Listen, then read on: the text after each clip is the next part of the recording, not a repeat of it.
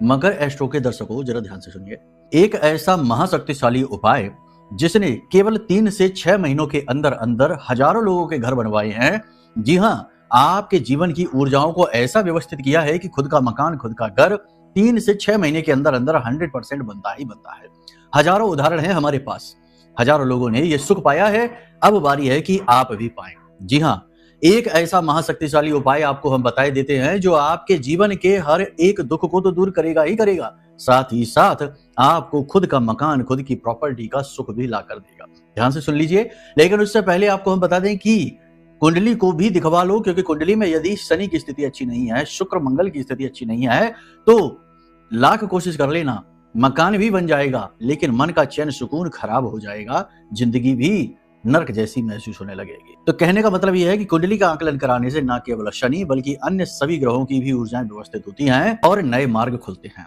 फिलहाल उपाय के बारे में जानिए, करके देखिए, फिर बताइए कैसे लाभ आपको प्राप्त होते हैं। तो सबसे पहले आपको इसके लिए चाहिए कि एक लोहे का दीपक कहीं से लेकर आइए और उस दीपक को शमी पत्र के पौधे के नीचे रोज शाम के समय यानी सूर्यास्त होने के बाद 4 मुखी दीपक करके जलाइए, यानी कि 4 बातियां उसमें लगा लीजिए रुई की और जलाना प्रारंभ करिए। तो चौमुखी दीपक जलाइए शमी पत्र के नीचे, पहला काम ये करिए। दूसरा कि पुरखे पूर्वजों की जमीन से मिट्टी थोड़ी सी लीजिए और नजदीक के मंदिर में जाकर जो हवन वेदी होती है उसमें अंदर की ओर उस मिट्टी का गाय का गोबर मिलाने के बाद लेपन कर दीजिए।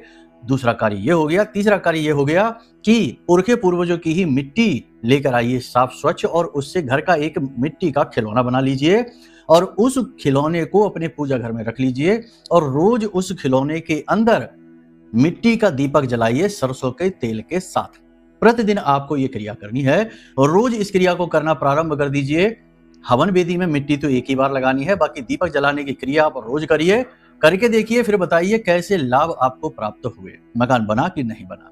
100% बनेगा, हमें पूर्ण विश्वास है। प्रेम से बोलिए जय माई की, जय मां बगलामुखी।